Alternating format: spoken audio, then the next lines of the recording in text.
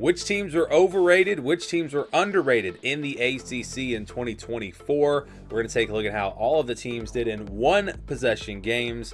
Gives us an idea of, again, which teams were better or worse than their record would suggest, and it kind of tells us which teams to be on the lookout for next season. Which team was really, really close, but they just lost some close games, and maybe they're going to break through next year. Or maybe they were overrated, they won a lot of close games, they're going to drop off next year. They're going to lose those close games, because we've talked about this in all the videos. We've done all the Power 4 conferences. We finish up here at the ACC. We talked about how usually it does play out to where if a team is good in one-score games one year, they're not going to be as good the next year, just kind of playing the odds. There are some teams that seem to always be good in those close games or always be bad in those close games, but for the most part, it does average out. And before we go through the numbers for this year, just looking back at some of the trends from last year, Florida State was 3-0 in one-score games in 2023. So that tells you maybe they weren't quite as good as their record would suggest. Louisville was 5-1 in one-score games. NC State was 4-1 in one-score games. So again, those teams, that could kind of tell you maybe they weren't as good as we thought they were. And those teams did go down this year. So that tells us a little something. Virginia Tech, they were 0-3 in one-score games. Really didn't change that this year. I'll show you in just a second. Duke was 1-3 in one-score games. So we'll see how they performed. Did they turn it around? Were they better in the close games this year? Virginia was bad in close games in 2023, 2-5. So we'll see if they turn things around. Boston College was good, 5-3. Well, I guess that's not great. It's a positive. They just had a lot of close games, really, is what it comes down to. So we'll see how those numbers look as we look at 2024, and we'll start with our first teams. And I did include Notre Dame in this video just because, I think we have a spot here for one thing on the graphics, and also just want to talk about Notre Dame, and I'm not going to do a video just for them. So added them into the video. Again, these are the records this year.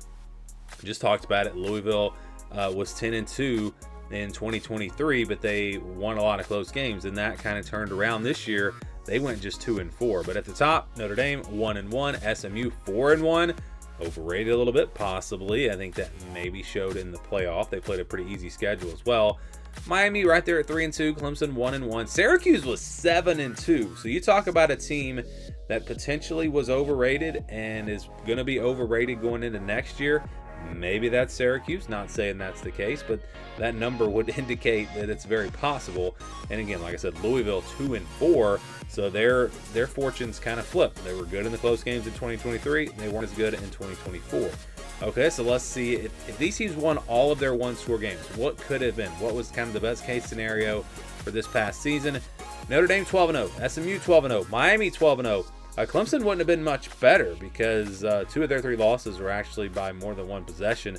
So just one game better for them. Syracuse could have actually been 11-1. So you talk about them being overrated, but look at what could have been. Syracuse was not that far away from being a playoff team this past season. And then look at Louisville. They could have been 12-0. All of their losses by one score. So maybe Louisville is a team to watch out for in 2025. Let's look at the other side of this. They lost all the one-score games. Notre Dame 10-2, not much different. SMU could have had a much different season, 8-4. Again, that could have been much different for them. You look at Miami, 7-5.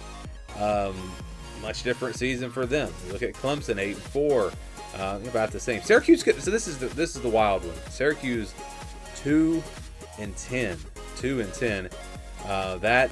That would have been very interesting if all those games had gone the other way. Just imagine the narrative around Syracuse heading into 2025 if they had gone 2-10, and Louisville could have been 6-6. So if they had been, similar to what they were the year before in close games, they would have only been maybe 6-6 or 7-5. So if they split all these one-score games, you can see the records here. We've got 11-1 for Notre Dame, same record. SMU 9.5 wins, Miami 9.5 wins. Clemson 9-3, Syracuse 6.5 wins, Louisville 9-3. So this really tells me that, SMU was not quite as good as their record would suggest, and Syracuse was definitely not as good as their record would suggest. The other teams all, came out about right. They were about as good as their record suggests. So let's go now to the next teams. We got Duke, Georgia Tech, Boston College, Pitt, Virginia Tech, and NC State. Remember, Duke was bad in the close games last year. Boston College was pretty good in the close games in 2023. Boston College again had a winning record, 3-2. But look at Duke; they turned things around, and I'm telling you, that's the way it usually goes. They were 6-1 in the close games this year. I'd say next year, the odds would tell us that Duke's probably going to be around 500. You had a bad year, you had a good year. Next year, probably closer to 500. Georgia Tech, 4-2. Boston College, 3-2. Pitt, 3-2. Look at Virginia Tech, though, 0-5. So Virginia Tech has really struggled the last couple of years in close games. Are they finally going to break through next year? That's the question. And remember, NC State was really good in the one-score games in 2023. 2024, they were back to 500. So if these teams won all of their one-score games, the records would have looked like this. Duke would have been 10-2. Georgia Tech, 9-3. Boston College, 9-3. Pittsburgh, 9-3. And look at Virginia Tech. They were just a few plays away from being a playoff team. A few plays away from being 11-1. I know Virginia Tech was a team that a lot of people were high on coming into this past season. Could they possibly be overlooked going into 25? Maybe this is the year that they break through. We'll see. NC State could have been 9-3. So if these teams lost all of their one-score games, Duke would have been 3-9, Georgia Tech 3-9, Boston College and Pitt 4-8. Virginia Tech still would have been 6-6 because, again, they did lose all their one-score games, and NC State could have been 3-9. All right, so if they split the one-score games, 6.5 wins for Duke, 6-6 for Georgia Tech, 6.5 wins for Boston College, Pitt 6.5, and there's the big difference. Virginia Tech would have been 8.5. So 8-4 or 9-3 is a real reflection of how good Virginia Tech was. That's, you should really probably compare them to like 8-4 teams because they just lost close games. And so that's the one that jumps out for sure among these 6 teams. NC State wouldn't have changed. They still would have been 6-6. So let's go to the teams at the bottom. We got North Carolina 6-6, Cal 6-6, Virginia 5-7, 4-8 for Wake Forest, Stanford 3-9, 2-10 for Florida State. Remember, Virginia was in 2023. Virginia was 2-5 in one-score games. So let's see if they turn that around this year. A little bit better. They were 2-1, so they did have a winning record. North Carolina 1-3, Cal 2-4, Wake Forest 3-4, Stanford 2-4, and Florida State 1-3. So Florida State goes from 3-0 to 1-3. And do keep in mind that when I say this is how these teams are trending or whatever, I understand there are so many factors that go into this. A lot of teams are going to have new players, potentially new coaching staff. So this does not necessarily mean that if a team was good in close games this year, they're going to drop off next year. It's just something to look at, and it does play out that way many times. So you have to kind of take all the data. You got to look at what these teams have coming back and all of that. Then you look at how good they really were the year before, and you have to piece it together to get a real idea. And again, that's all part of doing my predictions once we get there. So if these teams won all their one-score games, North Carolina would have been 9-3. Look at Cal. They would have been 10-2. They lost a lot of close games. Could have been a much different season for Cal. Virginia could have been 6-6. Could have made a bowl game. Wake Forest could have been 8-4. That is interesting. Stanford 7-5. Florida State still would not have made a bowl game. That's how bad they were this year.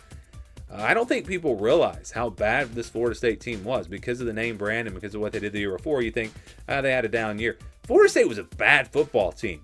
I mean, they were terrible. I think they were one of the worst 3 Power 4 teams. I think they have a chance to turn it around next year. But as far as this past season, 24, Florida State was awful.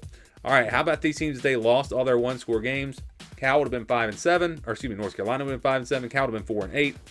Virginia 3-9, Wake Forest and Stanford would have been 1-11, same as Florida State. And so if they split those one-score games, you got North Carolina at 7-5, Cal 7-5, Virginia and Wake Forest would have been right there around 4.5 wins, Stanford 4-8, and then Florida State would have been a little bit better at 3-9. But again, this team was bad no matter how you look at it. So yeah, the takeaway here is Cal was maybe underrated, Stanford maybe a little bit underrated, and I think that's true. I think Cal was better than a lot of 6-6 teams. I think Stanford was better than probably every 3-9 team. This was not a horrible Stanford team. So those are the takeaways here as we look at how these teams performed in one-score games. I would love to get your thoughts on this. Which teams do you think are going to be kind of overrated or underrated going into next season? Let me know down in the comments below.